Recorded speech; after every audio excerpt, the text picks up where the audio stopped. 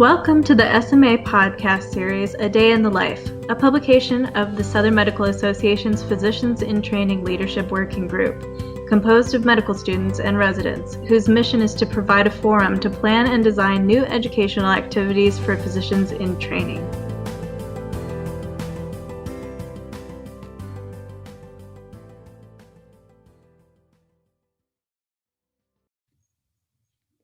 Hello, everyone. Welcome to our latest episode of the SMA's Physician in Training Programs, A Day in the Life podcast, where we talk to many different people in fields throughout the healthcare and medical education system. On today's episode, we have 3 orthopedic residents who are currently training at the University of Texas, Houston. We are going to be discussing their experiences so far, and they'll also disclose some of their best-kept secrets of residency so far.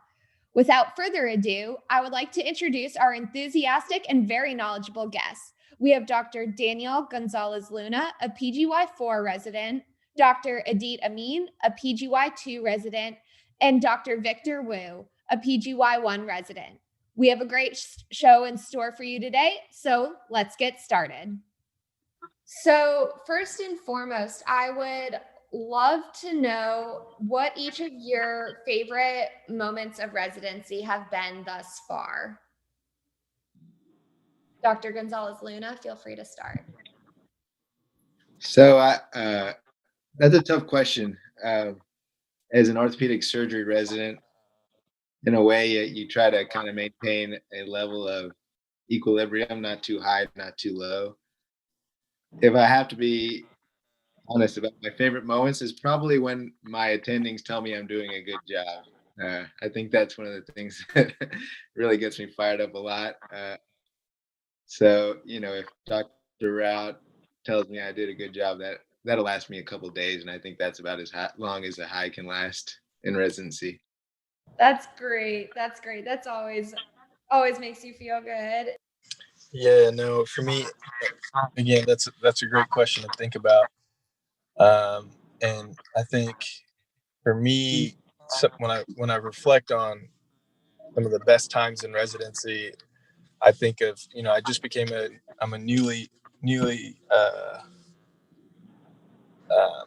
PGY2, and so that comes with consultation responsibilities. And my favorite moment thus far was on July 3rd for me, when we were in the trauma bay.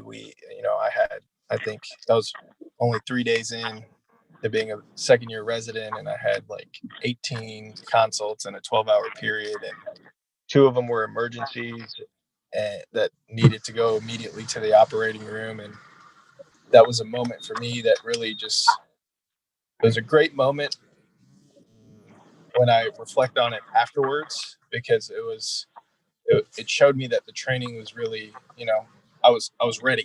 I was ready to take care of patients in a way that I never thought I would be able to. And so that was a really rewarding moment, because I never thought I would get to that point where when multiple emergencies are coming in the door, I'm able to handle them in an expeditious manner and get them ready and triage them appropriately. And so that was probably one of my favorite moments thus far in residency, was just one of those really, really busy nights where I was able to succeed. Oh, yeah. I'm Victor. I'm the PGY1. I think for me, I haven't had that much experience yet, but I've had enough, especially at a high volume place like here, where I guess I've gotten to do a lot of things a second time. So what's been very rewarding is that second time, because unfortunately, I have very good mentors and like upper levels here that are able to help me with a lot of my questions, and kind of teach me when I make mistakes. So while the first time I do, I don't necessarily make them worse, but I do question, am I going to make them better? And then the second time or the third time, I really feel like when I feel like I made them better, I really feel like I'm learning something. And that's something, at least coming into residency, just especially with orthopedics, we don't really get that. In most places, we don't get that much in orthopedic education. So, even with the biggest egos ever, I still came in, we still come in, I think, with a good amount of insecurity, and just being able to, realize, I think it's kind of similar to the Adit, is just like realize pretty early that, I'm able to do this. I'm able to get to another level I'm in the right place to get that education, get to that next level, is really comforting and really motivational, even, when the hours get long or, the calls get really packed. Absolutely. That's wonderful. So on a similar note, I love hearing, and I know everyone loves hearing the good success stories, but has there ever been a time when you guys felt that you failed at something, or that you felt you might not make it through the residency or that situation? I can answer this first because I'm the one that makes the most mistakes. So I do feel like that, pretty often, at least, especially the trauma month where I'm trying to learn a new system and, deal with volume and deal with a lot of new kind of topics and injuries I've never seen before. It is very frustrating, but I think at least for, any of the listeners looking to choose a residency, I think it's really important to, a lot of people focus on attendings or, reputation, but, really look at your residents. And I've kind of already talked to people about that, but make sure you have people that, are actually patient and, willing to help you learn and, and look out for you. Because that's what really got me through those tough times when, I was just beating myself over, making the same mistake multiple times or not be able to get something after, 2 or 3 times and just really beating myself over it. It was nice to not have other people beat me up for it, but to actually, give me ways to make myself better and try to get myself over the ledge. Since Victor took it first, I'll go next. And, as a second year, I think, I felt very similar to Victor in terms of my failures early on. But, I think every day and every week, whether it's a devastating failure, a large failure in your mind, or a small failure, I've had failures pretty much every week. So 52 weeks of the year, there's some sort of micro failure or macro failure. That's the way I like to think about it, at least, where, sometimes it's a small thing and sometimes it's a big thing. But, the important thing about residency is realizing that, you need to be an attending physician, and in my opinion, a good attending physician, you need to be comfortable being uncomfortable, especially in a surgical specialty. And so, while we will fail, and we have failed, I can't think of particular instances or examples, but I'm sure there are plenty where I felt like I failed.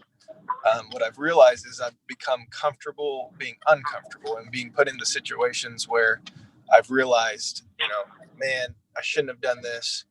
Okay, how can I be better at this? And so, you want a place that's going to make you in that situation and put you in that situation, because that's where you learn. You learn more about your failures than your successes. And as cliche as that is, it's a fact, right? You want to go to a place where you're going to be made uncomfortable. And, I felt like pretty much every day and every week I've had some sort of learning opportunity from a mistake I've made to kind of alter the course and make me better and make me more successful for the end goal, which is to become an attending. This is actually pretty good. You all started, since I'm the PGY4, I actually have the most failures combined with all y'all. But I agree. Me, every day, there's at least a micro failure that we make, or that I made. But if I look back at some of the ones that kind of I felt the worst about, are the ones where maybe I didn't ask for help when I needed to. And so I think what I've learned is it's okay to be uncomfortable, like Adit said, but as long as I felt like I was moving forward in a safe manner and I knew what to do, that was okay. But at the moment that I didn't feel comfortable moving forward safely, that I knew it was time to ask for help. And so I think I've learned in one way or the other how to do that. There's an example also when I was Victor's stage, the intern on trauma, answering maybe 100 phone calls a day.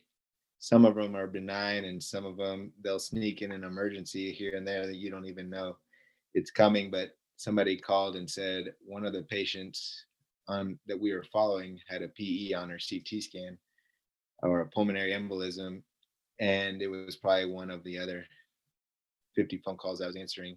I made a note of it, but I didn't understand the urgency of that phone call at the time and didn't let the people know as soon as I should have. The patient ended up okay, but at the checkout, a few hours later, when I finally told the team, it was a learning point to let people know if you don't know it's important, let people know, and definitely if it's important to let people know that know more than you. So for sure, failures all the time, but there's some that you just really want to avoid, and usually those are the ones where you're doing things that you shouldn't be, and you shouldn't be. As you all said, it took a lot of trial and error to really, get through the hurdles that residency has presented you so far. And looking back when you were a medical student, what is one thing that you wish you could have told yourself back then about what it would be like or where you are now? I don't know that I could tell them much different about where I am now. I would say, I think some of the harder things in residency have been not necessarily residency, but probably when there's problems outside of residency, which makes it hard. I think we're all used to either working hard in school or in medical school or in residency, but when things get hard outside of those realms, that's when it was actually the most challenging. So I guess that's what I didn't expect, is that I thought residency was going to be the hardest part, but it's actually the other things, I think. A quote that's passed along in our residency program a lot by our staff is kind of everything matters. And that just applies to literally everything in life, right? That applies to residency and as a medical student, you look at your goals and you look at your perspective, and all that you think in your life that matters at that moment is getting the residency you want, or getting the test score you want, or getting into the subspecialty you want. And it's all revolved around medicine. And like Danny was kind of talking about, you have to remember that there's other things too that are also important that you have to factor in. Don't get me wrong, it's very, very important to chase your education and be very successful in that, but you also have to find that balance and find a way to spend time with your wife or your fiance, or reach out to your family on a frequent enough basis that they know you're still alive, and really maintain those important relationships, because at the end of the day, those things and those people are the people that got you to where you are. And it's hard. It's really, really hard to remember that, because you're young. And I'm only 27 years old, but I've realized that more now as I've gotten beyond that point of making it. My parents are getting older, and my sister's getting older, and my fiance and I don't spend as much time together. And so I really have to recenter myself, and every moment that I get that's away from work and away from reading, I need to really value that time with those people and make the most of it, because it's precious time. I blinked and I went from 22 to 27, and I have a medical degree, and I'm a second-year orthopedic residency. It went that quickly. And, I feel like I advanced so much in my own personal life, and I missed out on so much of my family life. And so really trying to prioritize those things early is, I would say, probably the biggest advice I'd give myself. That's amazing. Isn't that the truth? The days are long, but the years are short. I have a comment about that. Adit mentioned he's humble, but going 22 to 27, we knew each other in medical school. So I probably knew him around that age, maybe when he was 23, 24, but he was a pretty good basketball player at that time. We used to play some intense games of basketball. I'll say that now the 27-year-old Adit, he's lost a step or two, but he's still got it. That flows perfectly into my next question, which is, how do you all find time to maintain hobbies, interests, time with loved ones during such a intense and busy residency? Victor, lead us out. Yeah. I mean, unfortunately, as an intern, my time is limited, but for orthopedics, I think second year is a little bit worse. I think it's just taking advantage of the time you have. I just remember this from a conference of just like, if you do have 4 hours in the week, and yeah, that might not be a lot, maybe that then, and you have to, see your fiance or your wife, or, sit and watch Netflix by yourself, or, go have a couple beers. You can A, do them all at once, or B, prioritize, and, just really figure out what you do with them. Because there's always be time, even if you're working 100 hours a week, there's more hours to the week. So just really figure out what matters the most to you, and using that time for that.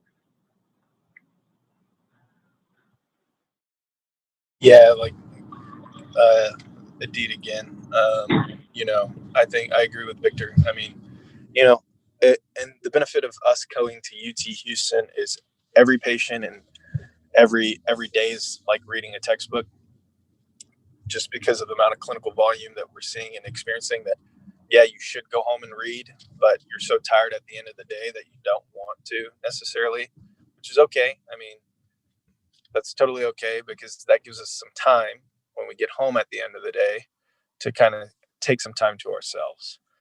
Because a lot of the times you'll find yourself kind of doing your work-related things at work before you get home. And so, if I need to read about something, I'm already reading it at work. And so when I get home, I take that time really, really to myself. And, I try to spend it with my fiance, and, I try to, spend it with my family if I can. And it's just, in residency, your schedule is dictated by everyone else. Because you're a resident, right? You don't make your schedule. You just go by the schedule you're kind of assigned.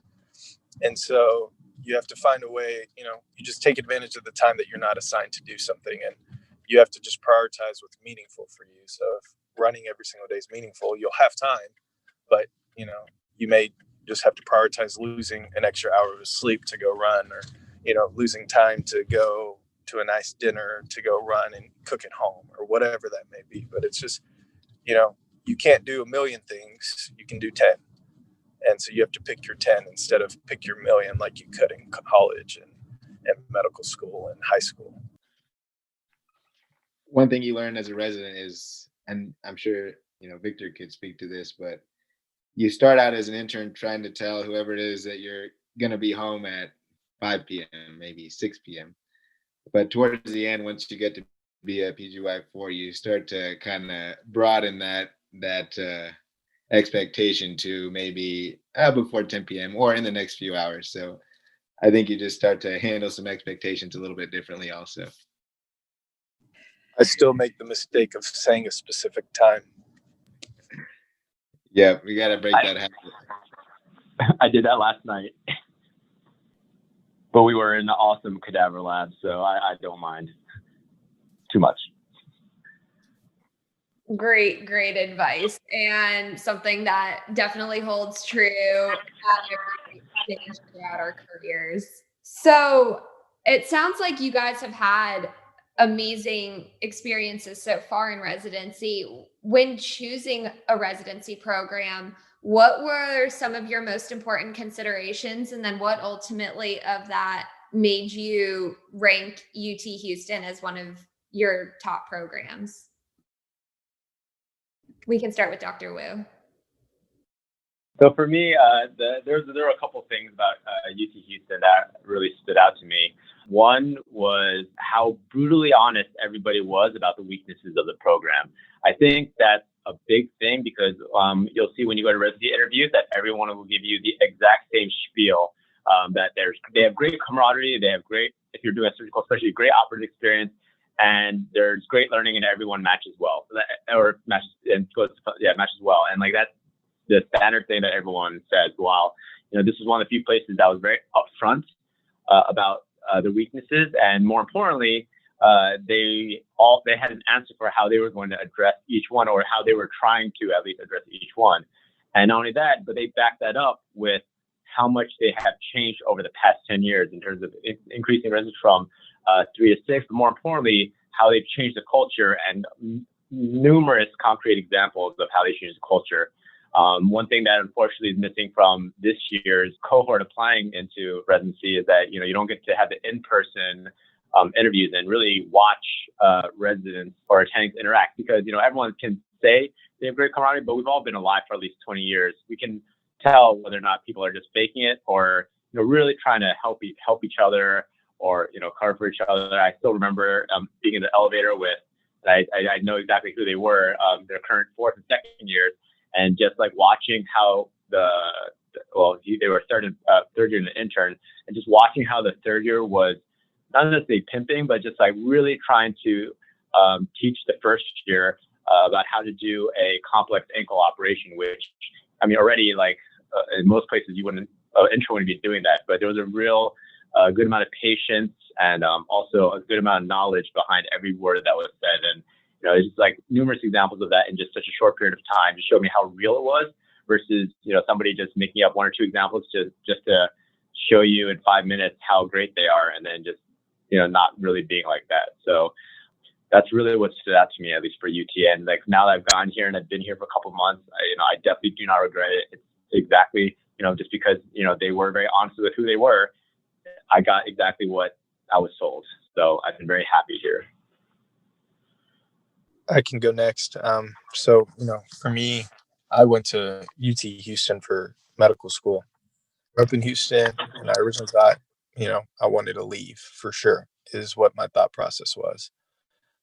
To get a diversity of experience and a diversity of thought. And, when I was going through the process, my thought process was, what do I want out of a residency?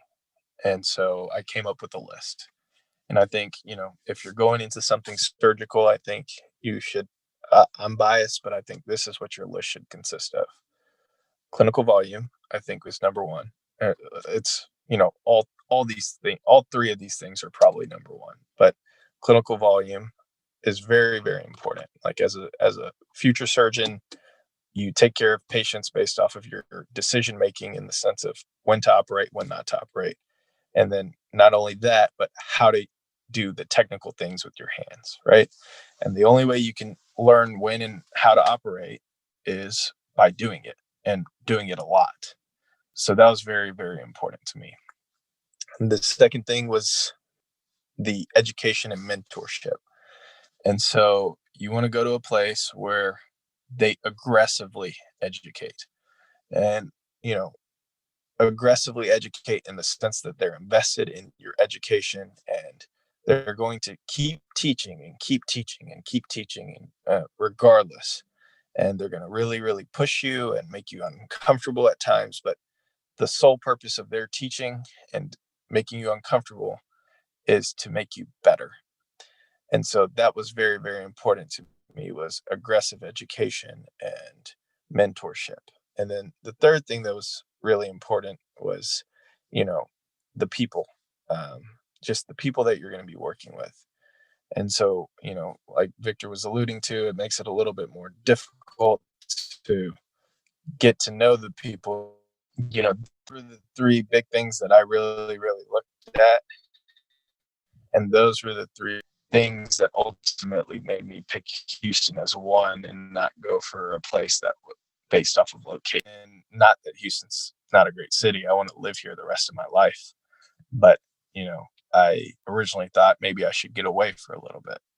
But those 3 factors really influenced me more and told me this was the place that I needed to stay. I agree with all those things they said.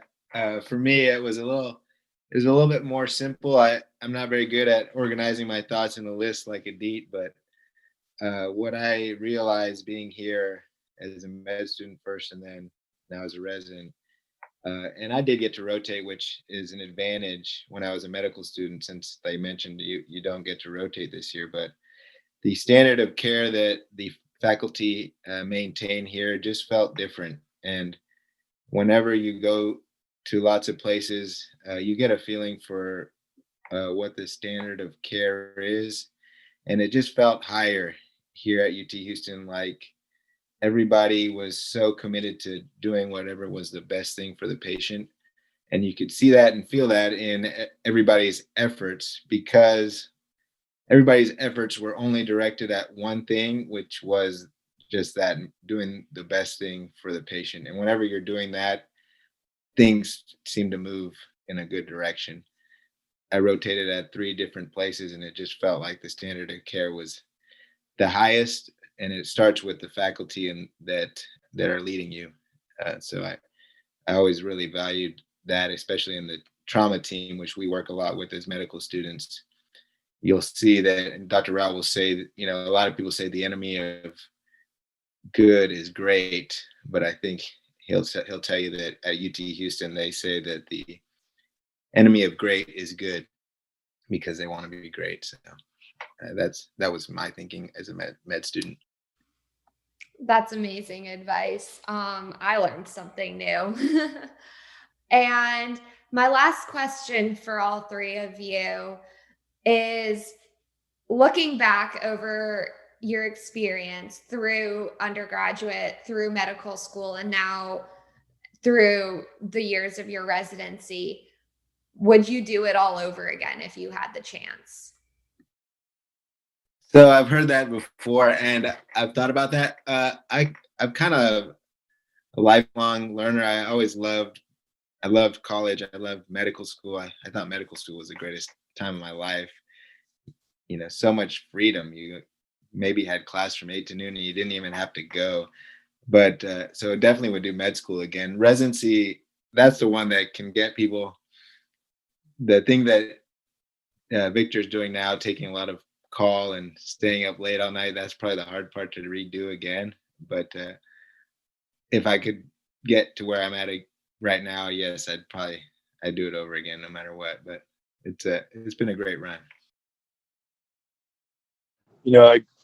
I think about that too, and I think 100% I would do it again. I've never really questioned this whole process except once, and it was actually kind of funny because it was only about 2-3 weeks ago was the first time where I was like, man, can I do this? That was the first time that I really had that wow moment. It was just a busy night. It was a busy Saturday 24-hour call, and it just felt like it wasn't going to end, and the consults were just coming, and that was the first time that I ever questioned, would I ever do this again? And the call shift ended, and patients were taken care of, and and I was okay. And so it's you'll have few moments where you question if you would do it again. And I venture out to say that most people that go into medicine would more than likely, 90% of people would do it again because they joined it to take care of people. And so it's just all about refocusing sometimes. And, when you start kind of become shaky in your thoughts about, would you do this again? Just kind of recentering yourself and reminding yourself why you decided to pursue it in the first place. It's hard. I mean, it's going to be hard, but, doing something else in life isn't going to necessarily be easier either. If you really love what you're doing and, you chose it for the right reasons, it's going to be way better than being an accountant, sitting at a desk, looking at numbers all day, or, that sort of thing. So the only other thing I would have done in my life, I think, besides this, would be a basketball coach. I think that would be pretty cool. But, I never necessarily wanted to do that for my entire life. But yes, long story short, yes, I would do it again. Victor, you just started, Victor, so you don't get to answer that question. Yeah. Yeah, I mean, those were great answers, and I'm still pretty early in my journey.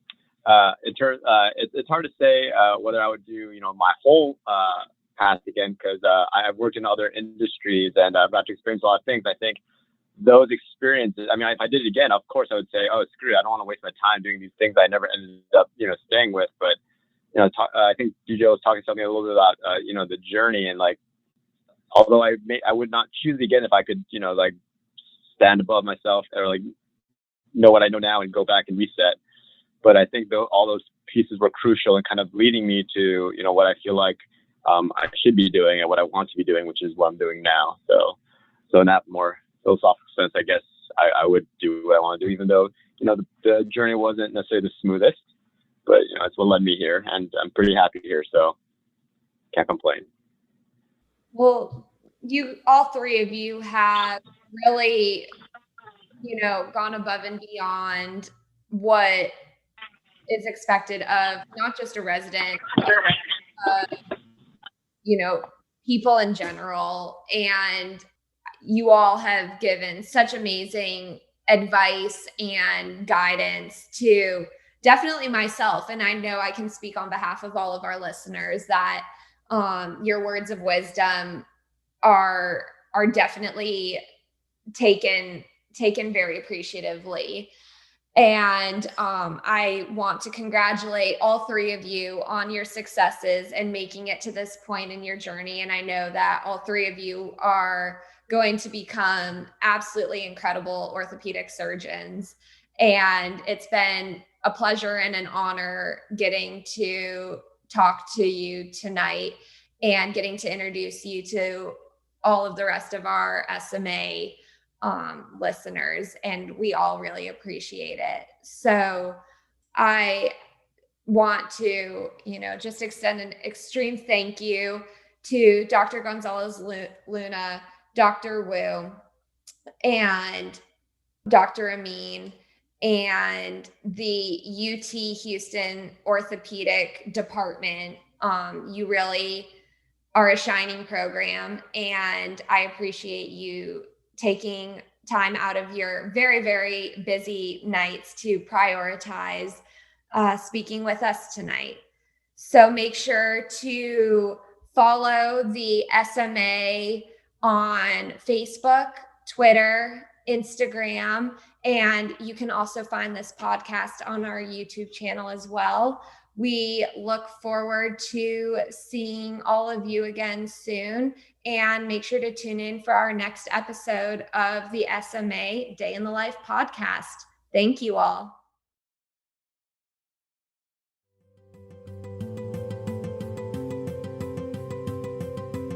Thank you for listening, and stay tuned for more Physicians in Training podcasts.